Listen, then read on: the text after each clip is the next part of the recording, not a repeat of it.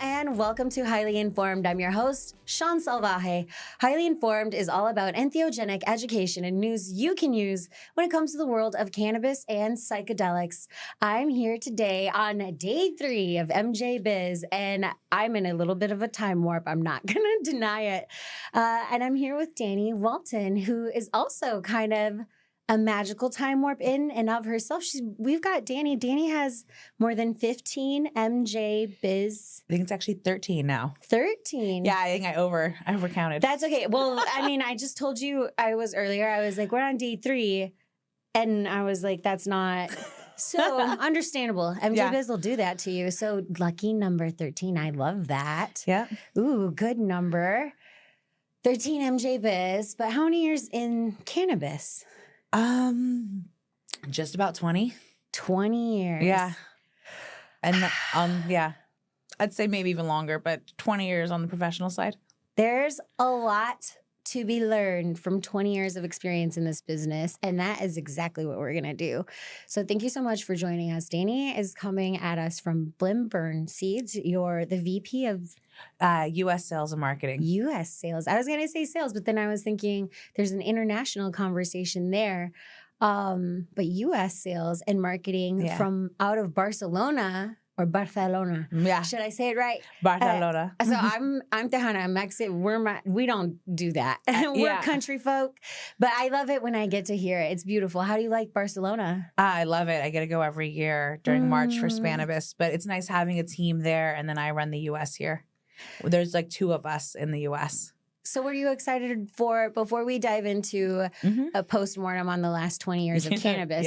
Now, what are you excited for looking into the future? Like, what does 2025 look like for you guys? International expansion, I feel like as an industry is really what's exciting. You're seeing a lot of different markets popping up, not in just the US, but outside like Latin America, Europe, even South Africa, and I think Zimbabwe too. So you're starting to see more and more of a global cannabis industry. And I think that's where I'm more excited too, is watching the global cannabis industry and participating in that.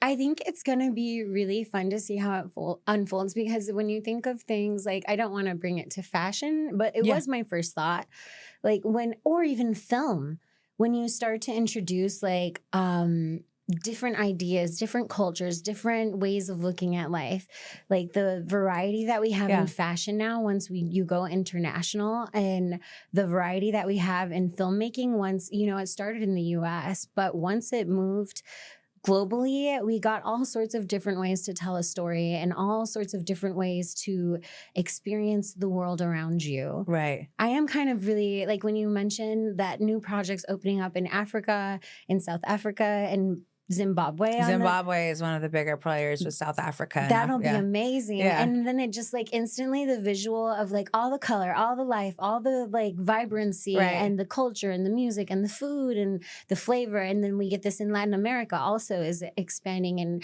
having new conversations. Yep.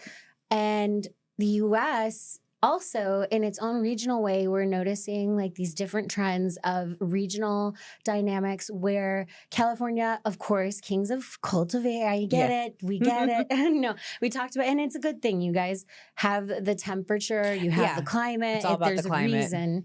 And a long history of agriculture in the United States. It makes a lot of sense. But out of, areas like Nevada, it's a desert, it's a little bit harder, and you get this level of innovation where organizations and companies are still trying to figure out how to be a participant in the whole industry while helping their region and finding out what makes us unique. What can we do that's special? What will be our flavor? Maybe it isn't cultivation. Maybe it's distillates. Maybe it's coming up, like in Colorado, coming up with a new process of how we're going to do specific distillates. And now they're, they have a very strong reputation for that. So what have you noticed? Like, what are over 20 years in professional cannabis? What have you noticed as like what's working and what's emerging? Well, I mean, it's been a roller coaster of 20 years, especially because I was on the 215 side when I was at Harborside. So I've seen so many evolutions, and just the industry itself. I saw the boom of when investors came in thinking that it was the gold rush, which is a cyclical boom. Yep. Yeah. And then I've watched the downward fall of kind of what has happened in between. But what's nice to see is more and more states are coming on board.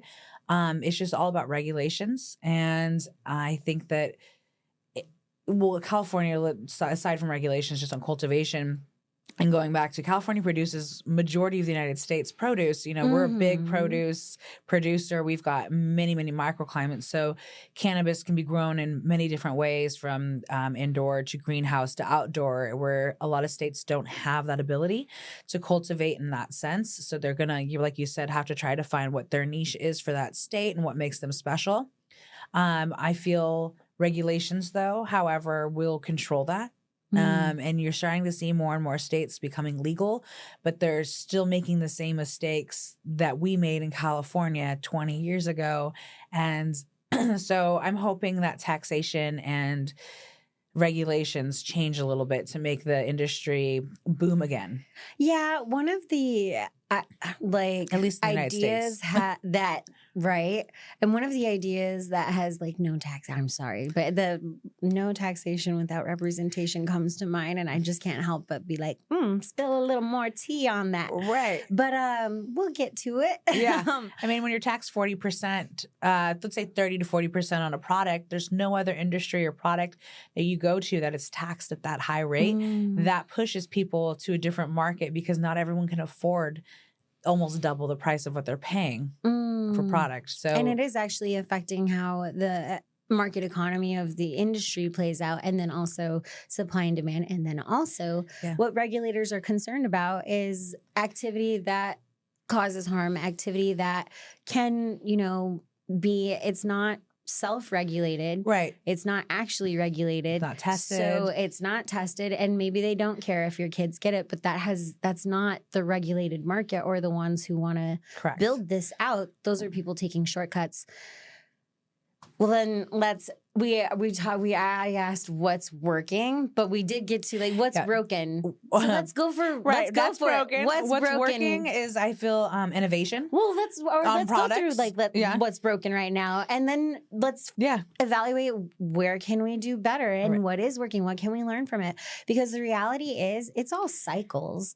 Like you said, there was a big green rush, and didn't we have that again after the pandemic? I feel like COVID bumped it up a little bit, and then because everyone had more checks coming to them, they were getting a little bit more cash flow if the government was providing it, and that's what we saw in retail. Is that during COVID, people were at home, they needed something to escape to. They started using essential, right? Yeah. And I had a delivery at that time, and we were doing great because we had essential delivery. You couldn't go outside. You couldn't do a lot of things. You couldn't go to places that were closed down, and we would bring the medicine to you. However, after COVID, I would say 2021, mid 2021, you started to see the shift where it was booming and then kind of the drop. And I think it had to do too with financial. I mean, people weren't working.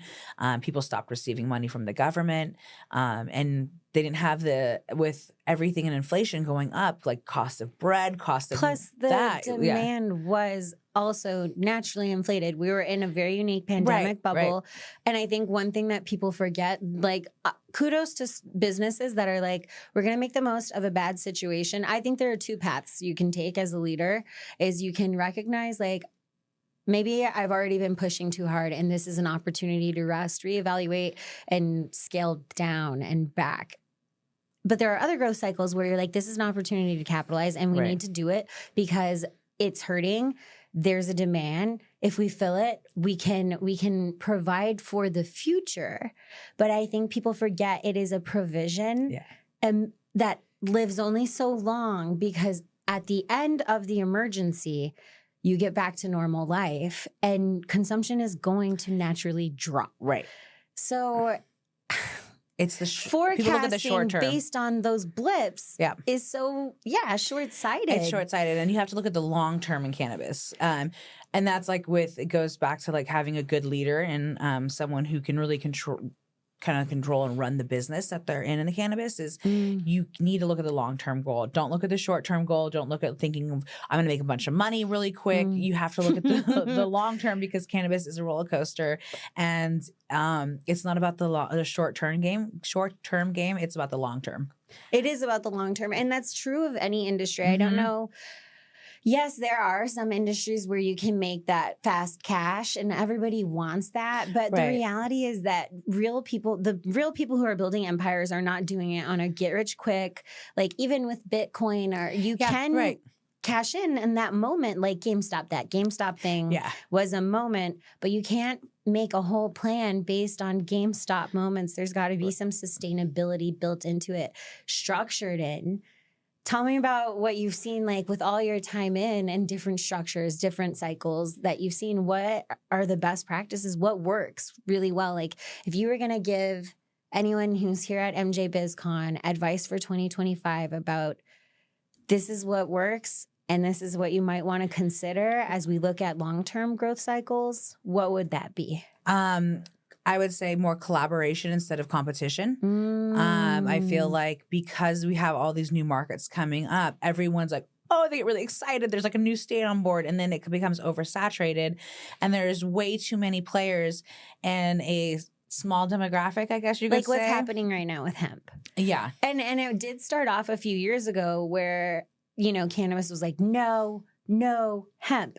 And we're still having people lobby and against each other, which now, like, if we took that approach, obviously in Texas, we have a much sharper stick. And so we have medical and we have hemp, and we have a very robust hemp market economy with operators who are self-regulating and want to do it right, because we've already been able to learn from what the cannabis industry has done and what hemp in other places has done. And we've had it for, I think it's kind of funny that people are like, well, now Texas is on the map. And we are right by Mexico. And we're Texas. We've been on the map for a minute. It doesn't, but I understand with our legislature and our regulators, it's different. It's another big ag state. And it's the third coast. So I appreciate that y'all are starting to see it, but it doesn't mean it wasn't here. The concern, though, like bringing it all back, is now we've got cannabis versus hemp as two separate industries. But what it really is they're a niche of one big thing that can be so many more branches of industry. I love that you mentioned collaboration instead of competition, because I feel like when we do that thing in the industry where we're like, oh, this new thing, now we're all going to bum rush it because it's obviously it's created because of the pressure, because of regulation and tax. Right. So you have to find your emergency solution. But if every time we clump into an emergency solution and people abandon the things that we were developing that were working but are not going to be that fast, rapid, hot, trendy thing right then, but over the long haul are way more sustainable. Yeah. How do you do that? How do you stop yourself from having that panic moment and then entering into the spirit of, I got to get mine, because if I don't know if I ever will, which means you're not always looking out for the other guy, competition, a negative sense, instead of like collaboration and competition from a sense that we're constantly elevating, like and improving on ourselves. Right. And there's so many different brands and companies out there that are producing a very similar product, and the markets get saturated, I feel like collaboration and really helps with, especially when you have like two strong brands and then they partner together on like one product or project. And you see that a lot with cultivation and like the seed side with the genetics. So you start to see like big seed companies and seed banks working with smaller or bigger up and coming breeders and doing collaborations together instead of competing against each other. And so I feel like there's a beauty in that. And you're also seeing in like California and a lot of more mature states, you're seeing a consolidation where the businesses are either being bought and consolidated into one big company and not so many different small companies. And so I feel, when we're constantly working against each other, whether it's the regulated market or the hemp market, We need to be working together. And I feel like the hemp market needs to take some lessons from the regulated market on products, testing, innovation, because setting up your self-regulation before you get something like what we're seeing with Dan Patrick in Texas being like, I'm going to ban it all. Yeah. I'm going to ban it all. Well, because you don't want people getting sick. No. And that happens when, I hate to say, when synthetic or when people who are trying to make that money quick and they cut a corner. And they cut a corner and they're not producing good products. There's not, it can really change regulations because now you're hurting someone and now some regulator is going to be like, no, we need to get rid of this completely. Hemp is an amazing nutraceutical too, and we can't lose the nutraceutical value of hemp just because the intoxication part is not regulated. Yeah. And even though not regulated, it speaks to where we're finding issues regulating. I mean, this happened with alcohol, and I want us to do a better job, because when I read my history books, they said that when they prohibited alcohol, became one of the bloodiest things in the United States. And people were also getting really sick and dying from drinking homemade alcohol. Moonshine. Which in some moonshine, some folks know what they're doing. Right, but some people don't. Some people were using solvents and ways to get things done that were causing like serious brain damage, and people were dying. It was an issue. Right. Not only that, but then you make it illegal and you get figures like Al Capone who develop because you're pushing the supply and demand doesn't disappear. Right. It never, and so people are going to they get creative on way of making it. that they're going to drink things that they know could potentially kill them. Right. But they're going to do it anyway. So what we're asking for is an opportunity to self-regulate by proactively doing it. Right. What have you seen over time? Like, you have so much experience. You have to have seen those moments where you can see where someone's going to make that decision between, I'm going to operate in full integrity and it's going to be really hard and it might look like we won't survive. Or I might take this corner and I might cut it. And it might not be the best thing in the long haul, but it's going to win right now. Like, how do you make that decision even for yourself? I've seen so many companies enter so fast and then exit so fast because they don't take that time to really, I feel like, develop that product to what it should be. Or they're in it for the quick money. And so they skip corners left and right. And if you're a brand too, and I feel like this comes to even like craft beer and alcohol, it's like the winery has the name and everything and all these products, and people will flock because of that, because of the terroir, where it was grown, the ethos of the company. When you really set that up, when you really are here for the long term, you're not cutting corners. You're trying to make a product, even if it's hard. Even if it's hard and you may not be making money now, you're in it for the long-term game and you will get there. And people will recognize that your product is superior to someone who's cut corners just to get a quick buck, and then they've dissipated. They're in the market for a year and then you see them exit. You don't see them at shows anymore. And then you see the companies that are really sustainable. They've been around for years. Their brand is strong. They have a story behind their brand, and people buy because of their ethos and what they do as a company. And I feel like that is more important. Consumers are they are more sensitive to it now because the wool that was pulled over their eyes, not just in cannabis, but in all markets. The consumers want to be respected and heard. And that's not rocket science or new, because that's just basic human.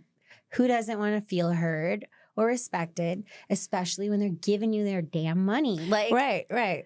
And a lot of people will go and shop like in just like normal retail, based off of other brands that kind of fit their lifestyle, right? Their ethos, their culture, their life, whatever they're doing. Athletes are probably going to choose brands that have some athletic association or sports performance association. And then if it's a lifestyle, like you just want to be in with the in crowd and trendy, you're going to go for a lifestyle brand. Right. And if you're a purist who's like, you know, you've got your chops, you know what you like, you have developed your nose. You're going to be more particular Yeah. Yeah. Yeah. I don't know where you're going because it's a little bit, there's a lot of great product in the market, but I do agree with that.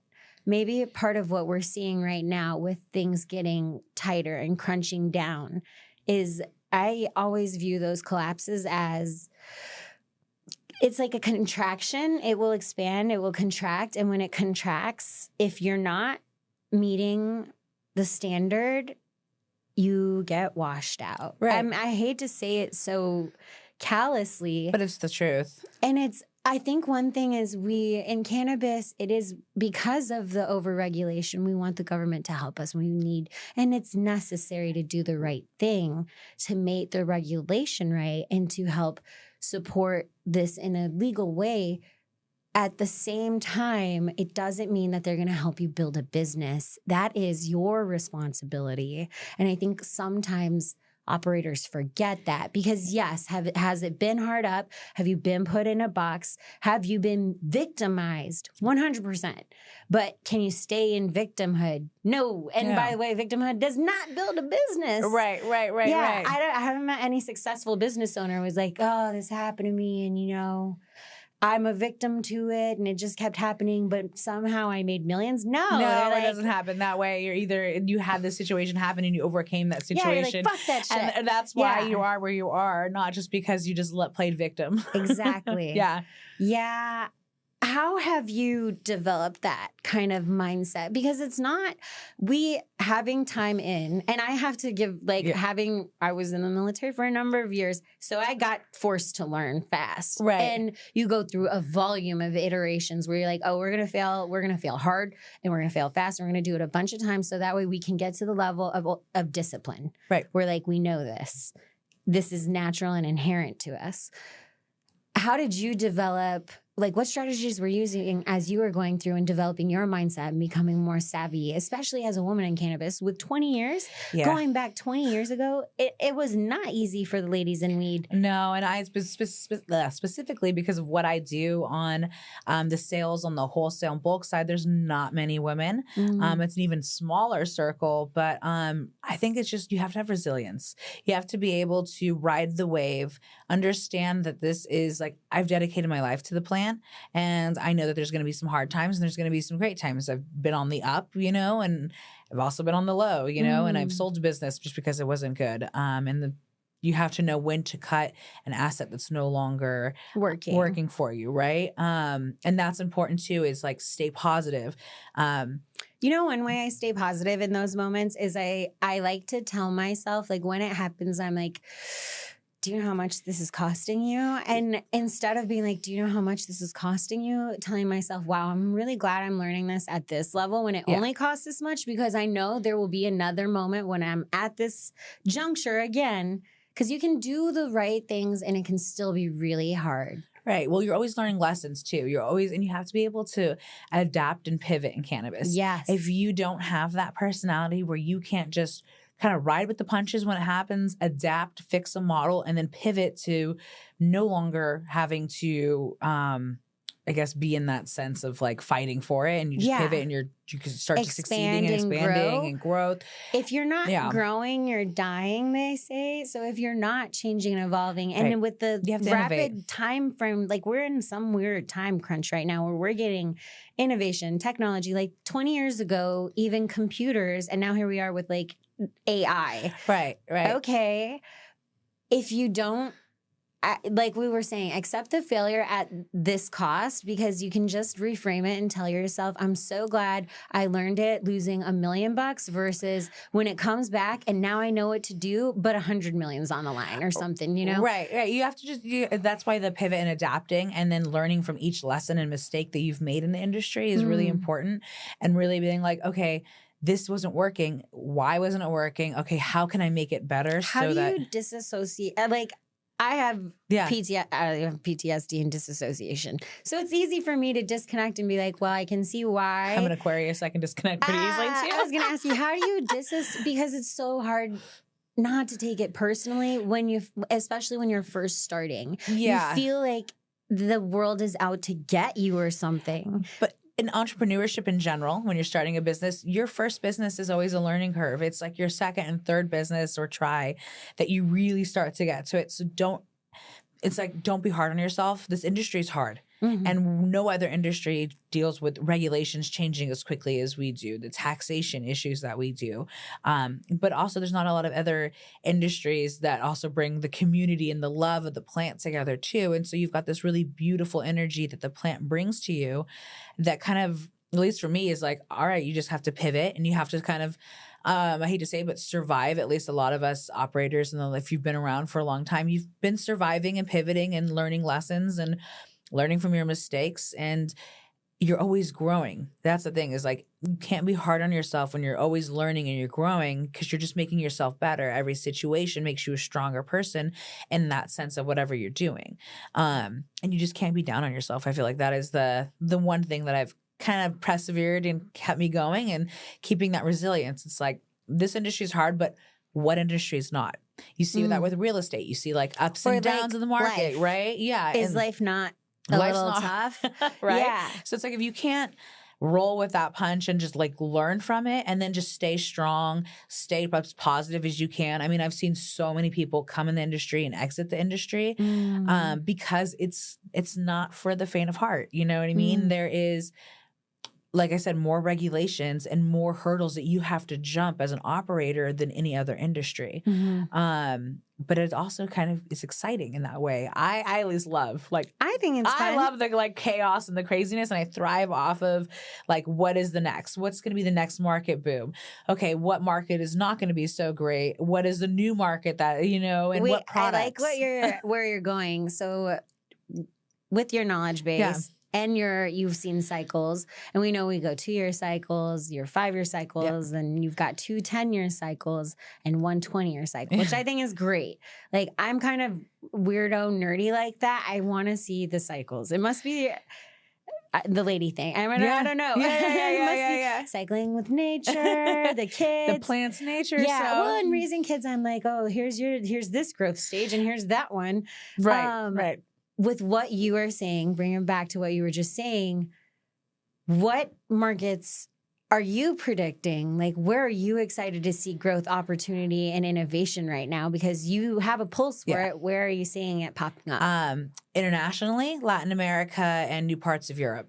Yes. So you're starting to Si se puede. Yeah. No. I mean, Uruguay was the first, obviously, to legalize in Latin America and South America. And that had a lot to do with taking back control and power of what was happening in their own country. Right. As far as how the U.S. war on drugs also bled into CIA operations in Latin America and influencing elections and politics. And we think that we're in terror. We're like, this is historic and unprecedented times.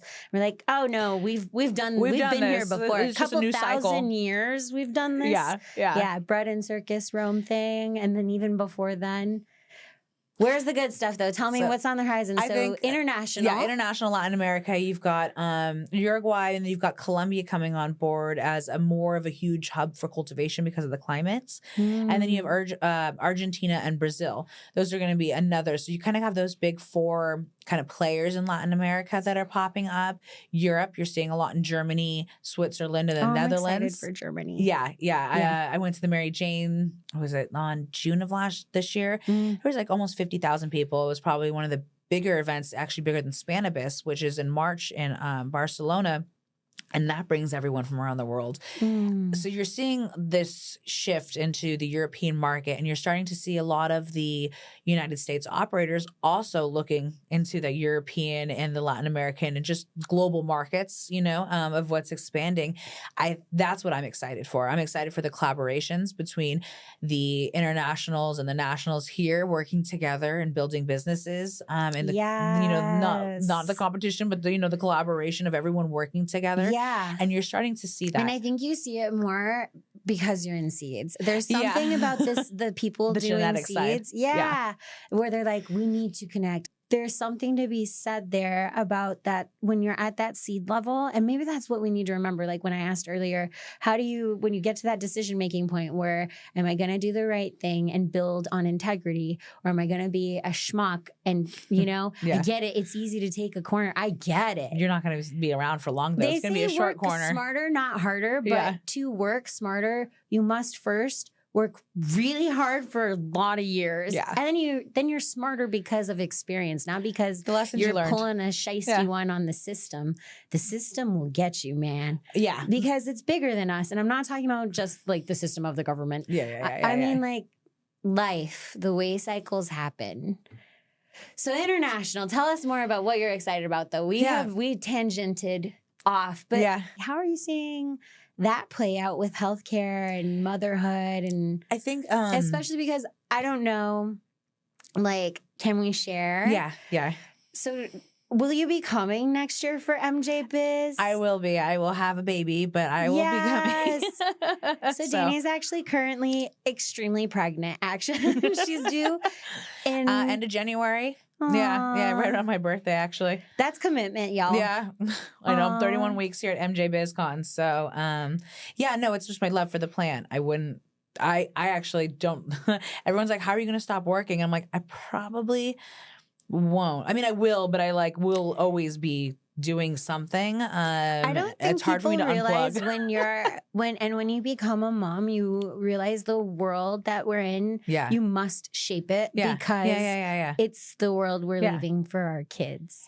Yeah, exactly. And you want it to be better than what you grew up in and what you dealt with, and try to make it a better place. Yeah. And hopefully with cannabis, and put them on your shoulders. It's going to be different when my kid's around and old enough. You know, it's going to be interesting to see, like, what is the cannabis industry like in 15 plus years when she's a teenager? Is it the same as when I was a kid? I mean, I grew up in the Bay Area, so I had access to kind of everything. And 215, by the time, was it 96 is when 215 came into play. I was 11 years old.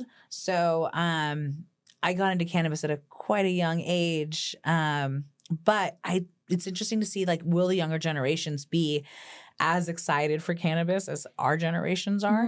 So that's kind of what I'm like. I think so. I think it's going to be the innovation of products. And innovation of products. And I think revolutions shift. Like, it doesn't mean that and I like revolution because evolution is in it, and you're just constantly re-evolving. Yeah. It doesn't always have to be a revolution of like explosive nature. Like, we can have these continuous revolutions and evolutions.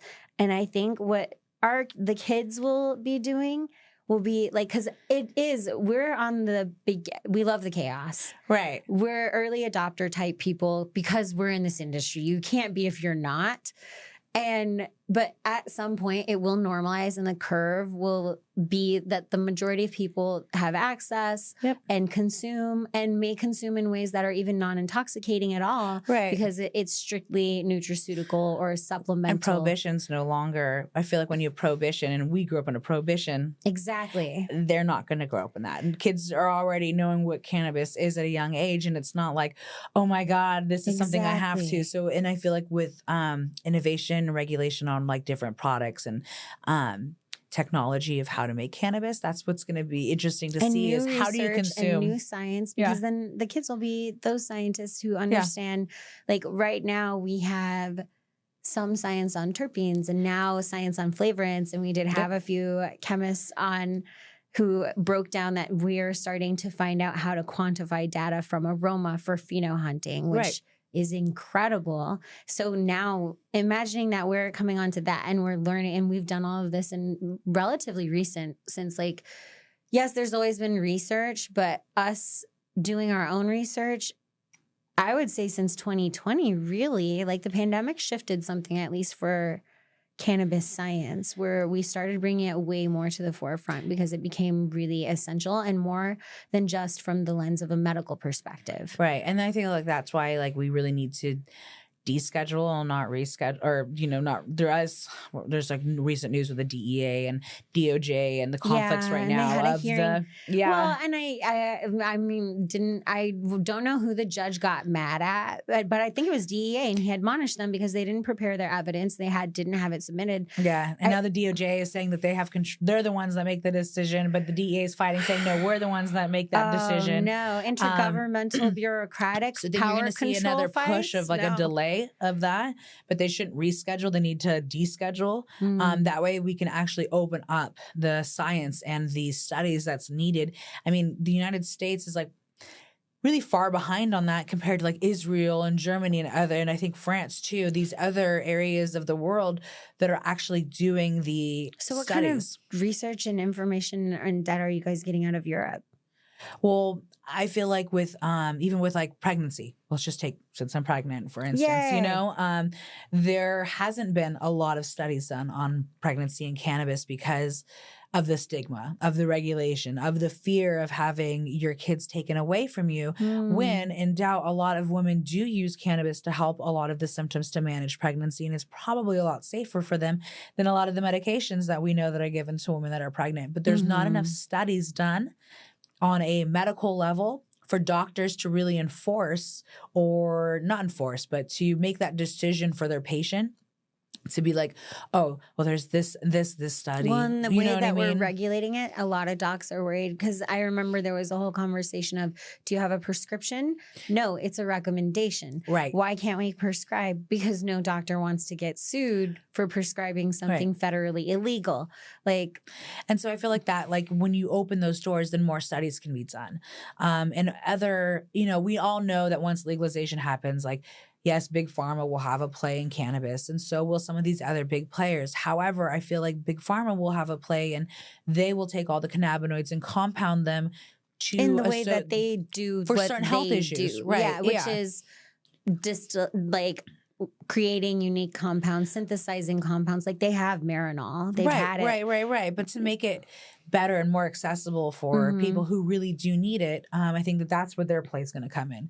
And then, of course, you're going to have other big players that also come in, but like big box stores. Right. But without the science, you know what I mean? And the studies done too, we can't innovate products as well for the medical side. Yes, we're all becoming a more recreation. It's legalizing. However, cannabis is still heavy on the medical. A lot of people use it for, even if it's for like headaches, something that you don't deem as medical, but you're using cannabis to help aid. If you can get Motrin OTC. Right. Why can't you get some type of cannabis to alleviate the same symptoms, But I feel like that is going to be big. And I feel like legalization, with more legalization, more adaptability happens, more regulation on studies can happen, and more innovation on certain products can happen. And so then we start to see the future of cannabis as not just the plant and an inhalable, but in many forms. Like you're seeing the beverage market grow. Beverage market is a huge market that's growing in cannabis. I'm really excited about the beverage market. Same. I feel like it's a new trend. But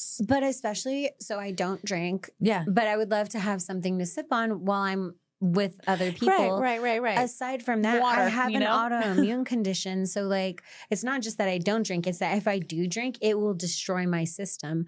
With beverages, and this is where it's cutting the corners really matters, because you have people who will use for nutraceutical or medicinal purposes, and they're going to recreational, I don't want to call it that, like adult use spaces, especially if the medical program is extremely limited, or they don't have access to that program, or they are priced out of that program because they just can't afford it.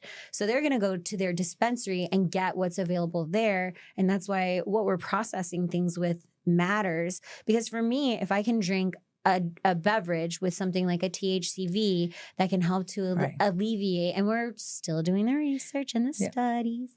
Calm down. We're not, no claims, but my personal experience has been that it can help me manage my symptoms. And if I can do that if I can have a coffee with that, or if I can do that instead of a coffee in the morning and then have my coffee in the afternoon, because they say you shouldn't have it right off in the morning anyway. For your gut, I'm sure it's too. It's better for you. Like, I would love to have those options as a consumer. Right. And I feel like too, now you're seeing that with adaptogenic mushrooms and beverages and functional drinks. And more people are looking for like a functional drink instead of just a drink to get them intoxicated. You're starting to see like dry bars that are non-alcohol, but they're all other functional types of drinks for people to go to. I know New York is good on like the non-alcoholic. You're starting to see a wave. You know what I mean? Of it, not everyone wants to be and I think like drunk people, or like, you know, drinking a bunch of drinks. People want to enjoy the benefits. You can enjoy yourself with alcohol. But I think also if we can contextualize it, I think enough people have had a bad experience with someone who consumed too much, or they grew up around someone who consumed too much, and they just have an aversion and don't want to be involved with the drama of not knowing how someone will behave with alcohol. Right. I can't help but observe that while we can't make any claims of difference unless based on research, which we do have, but I just have never had that issue with cannabis. Right. You don't have that issue with cannabis, and even with like the adaptogenic mushrooms. And now I feel like you can combine the both together and you can make a really powerful drink that is really good for your body and your mind.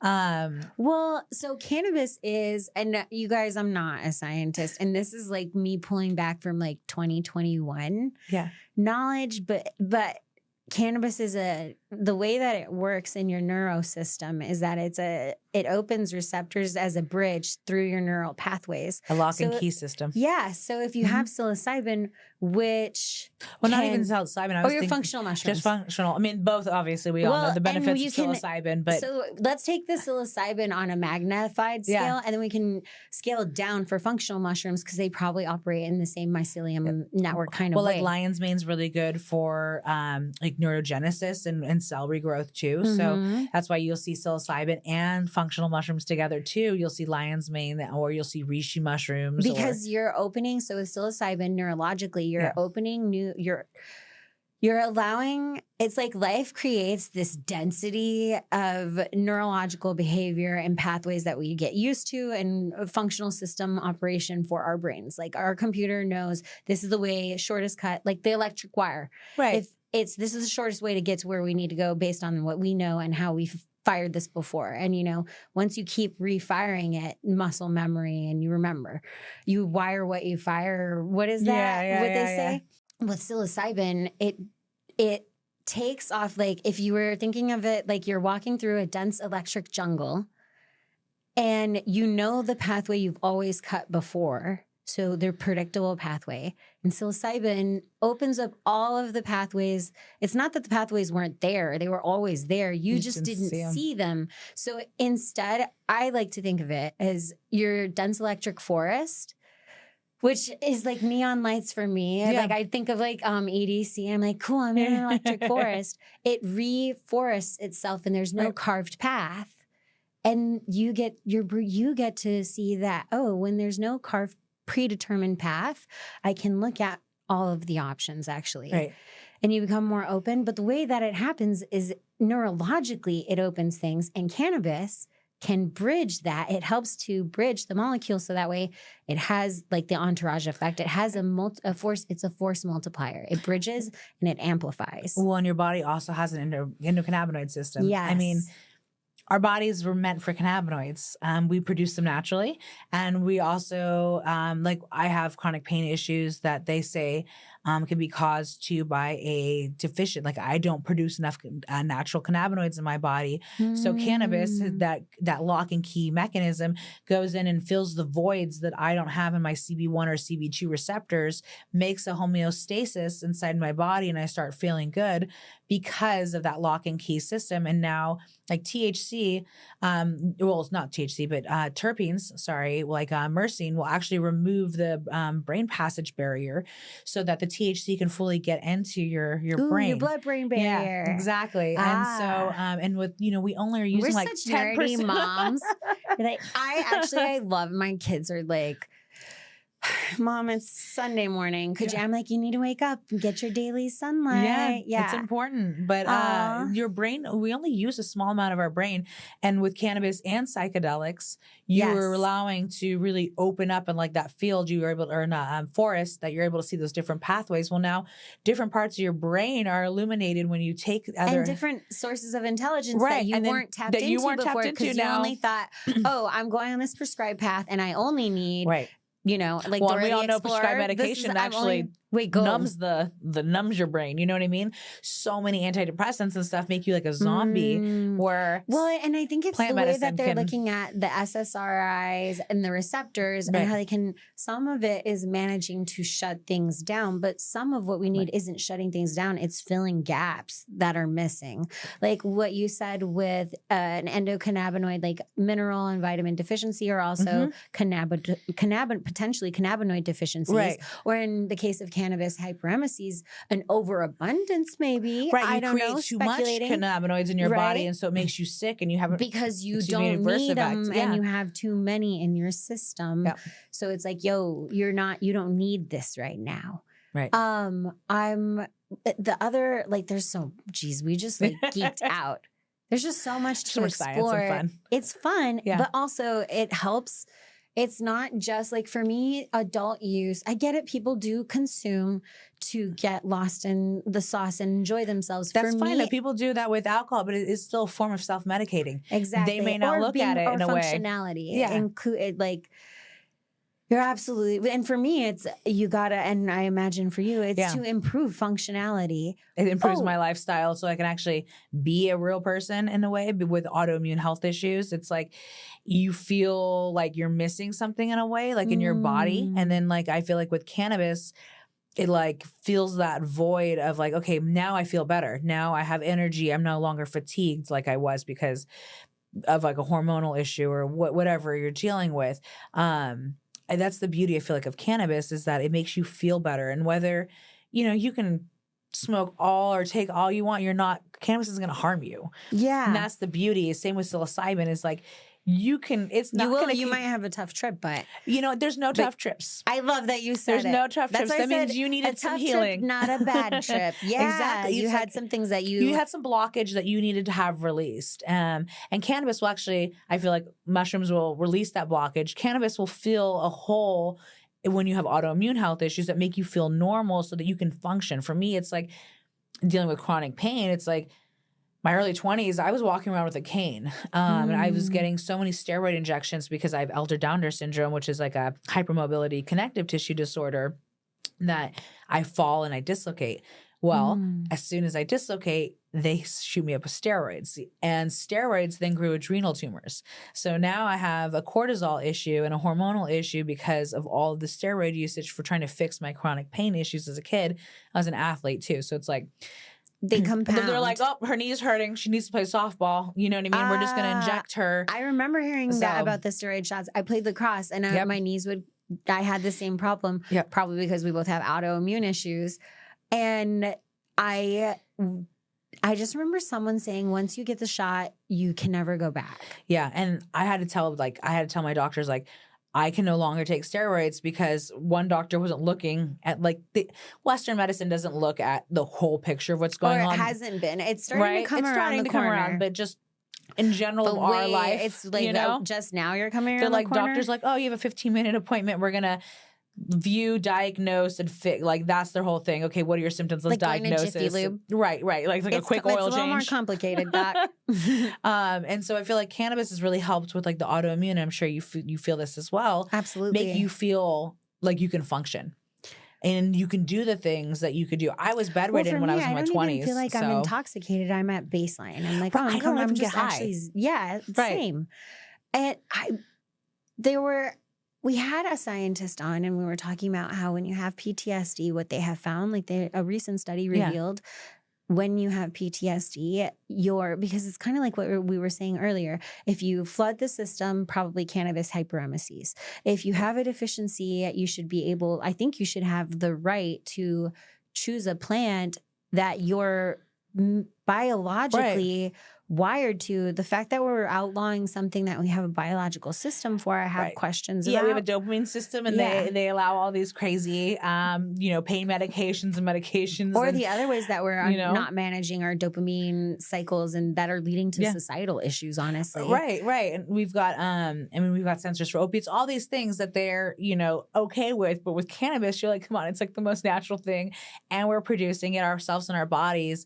Why can't it be okay? And what they found with that PTSD study is they were finding that those participants actually saw an increase in the CB1 and CB2 receptors after the traumatic event. So it was their body responding like, oh my God, this thing has happened and this is actually what I need. More receptors are going to open to help you get that. Well, we have trauma responses. Yeah. Our body really reacts to trauma. Chemically. Chemically. Yeah. Or the body, I like that the body keeps a score, and people are starting to come around a little bit more to Joe Dispenza's work. And it's interesting how they're starting to see how your own inner psychology actually affects your biochemistry and how you show up. It goes back to us talking about, if you cut that corner, by the way, if you cut that corner, you are going to be so stressed out, always looking over your shoulder because you know that you did something. And I can't imagine that doesn't cause some level of inflammation or stress is the number one killer. There you go. You know what I mean? So it's if you're stressed, your body like inflames. It's your telltale heart. You can hear that thing beating and you're like, oh my God, it's there. It's going to get me at some point. Right. Like, who wants to live like that? No one. I don't. I can't. You couldn't medicate out the guilt. It won't go. Yeah. And that's the thing and about your body goes into defense mode. And it like shuts down too because of the stress. So it's not good for you. And so no short term, all about long term. Long-term focus, long-term growth. It's on the body, it's on everything, but it's also in cannabis, like just in business too. Long-term growth cycles and understanding that we have got to realize we are in them. Yeah. You with 20 years of experience, that even with that, which feels like a lot, especially with how we're building this as, we're on the train as we're putting all the wheels and everything on and building the rails as well. And also finding where the coal and the gas are, although we're hoping for alternative, more natural solutions in like my little cannabis analogy. But even though we're like building it as we're going, there is something to be said about the community that's coming together. More people are getting in touch with this idea of collaborating. I think we have seen one of those contractions more recently where maybe some people who were only in it for the money have realized, oh, it's not as quick a get rich scheme as I thought. Like, I always laugh when someone's like, yeah, I just want to make a lot of money and smoke weed. I'm like, you have no idea. This is you must be disciplined and regimented. Like, someone was like, how do you do 3 days straight at MJBiz? And I was like, you can be crazy and party. I like to look at it like an athletic event. I'm drinking my water. I'm getting ready. I'm not because you want to show up focused and you want to be good. Right. And there's so many connections that can be made at MJBizCon too. So we really want to take that opportunity. What's nice about this year that I'm seeing that I haven't seen in the past is especially because I'm on the genetics side, but they have an area specifically for retail and then for the seed for the breeders. And did you get a chance to go to the vault? That's what I'm talking about. Yes, the vault. Yeah. I haven't gone to the vault. I'm hoping to get there today. Go take a look because that I feel like is more the legacy part of the market, the cultivators, the people that we like live and breathe cannabis. This is our life. You've seen a lot of the corporate money, the technology, and that's great. October, like Croptober. Yeah. I do like that they pushed back a little bit and we could invite the farmers and the cultivators. But that wasn't there in the past. So MJBizCon, there's always been this divide. Right. In the cannabis industry, or at least in the licensed regulated industry. And that's, you've got your longtime cannabis activists and people like me that we've been putting our heart and soul into this industry and we ride with the punches and we're going to do this for life. Right. You're veterans. We're veterans. We've been doing this. Then you have the people that they see the money, they see the innovation. they get in, they get out, or they get in and they stay around. Because they're like, damn, I actually love really this. like this, right? Or they find out, okay, their niche can really help, instead of just making a product duplicating like someone else. But you haven't seen the merge really of the two together. And so what's really nice is that here you're starting to see a little bit more of that activist legacy cannabis guys here and girls. Mixed with the corporate, because everyone thinks that we're all against each other. In reality, we have to work together. And that's the only way that we're going to have longevity in this industry, is if we figure out, okay, what are your strengths? What are my strengths? And how can we bring our strengths together and amplify them and really build a market and a business instead of fighting with each other. And I feel like that's where I say what comes back to the collaboration is, we all know we're here, right? We all know that there's the suits, and then as they say, and then everybody's here, right? Where everyone's your here. Your Brads, your Chads. Yeah. But it's and there's more everybody else too. I like seeing more of the growers here. It's so diverse this year a bit. It's more brands improving. too. You're seeing a lot more brands, like actual cannabis brands, and not just ancillary items, actually plant touching. So you have more of a plant touching presence, I feel like, at this conference. And I mentioned that too to MJ Biz, like, thank you for that. We need more of this, because it's all about collaboration, the continual fight against each other, trying to, like, all the MSOs, trying to take over all the legacy, like, craft market. We all have a place in this industry. Right? That's actually my deep mom side. Like, if the kids don't stop fighting with each other, I'm going to turn this car around. Right. Right. And then I feel like you're starting to see a little pivotal moment. And I feel like the global expansion is really what's going to bring those two together, because you're seeing a lot of the cultivators and brands starting to look overseas and partner and collaborate with other people overseas.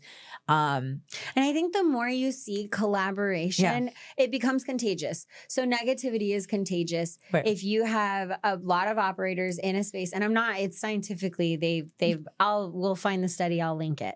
But if you have a lot of operators who are operating in the space of competition, scarcity, and that mindset of negativity and like lack, then it's gonna multiply. Right. Well, but if you silo themselves too. But the more that you learn how to collaborate and you do, and yes, I have had conversations about, you collaborate with someone, you get burned. And it's like, yes, that hurts, but you can't not.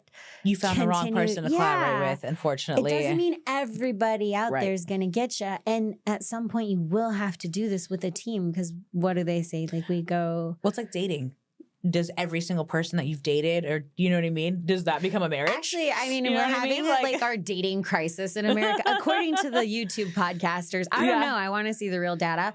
But apparently we're having issues. I could believe it. I've been together with my husband since I was 18, so I'm like totally oblivious. You're out of it.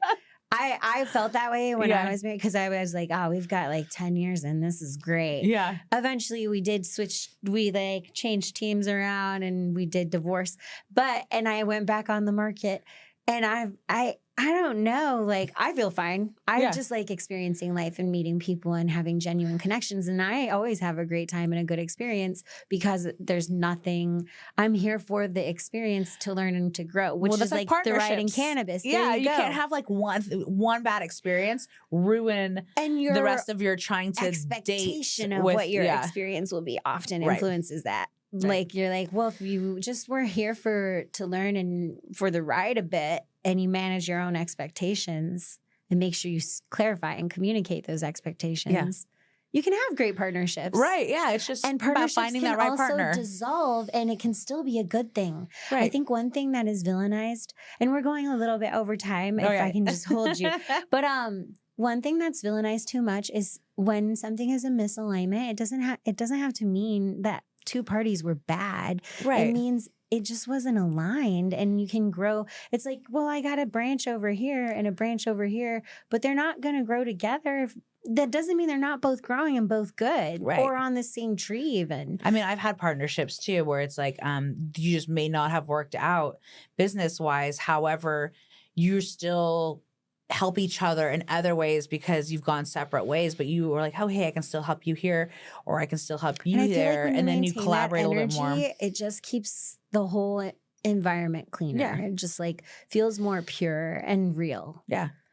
And I mean, business is business. Entrepreneurship and starting a business is never easy. When you find that right partner, then you feel it. And sometimes you don't find the right partner and it's not the best feeling. And you're like, okay, well, this may not be working for us. Let's go on our own way and let's not have like a disagreement and fight and then have something public. Because you see that a lot too, where partnerships break apart and then people are like, when that happens and I'm reading it, especially having I'm a mom and I've worked in marketing PR, I've seen enough breakups to be like, you sound like two exes who just keep bashing each other. Yeah. And by the way, no one at the dinner table wants to hear it anymore. Right. We don't care as long as you're not doing something that is deeply nefarious and harmful to the industry and us actually building it. I don't need to know what happened in your dirty laundry. Right. Just go off and then do your own thing, find another partner. Yes. Because eventually if you're an asshole, it'll reveal yourself and other folks will know.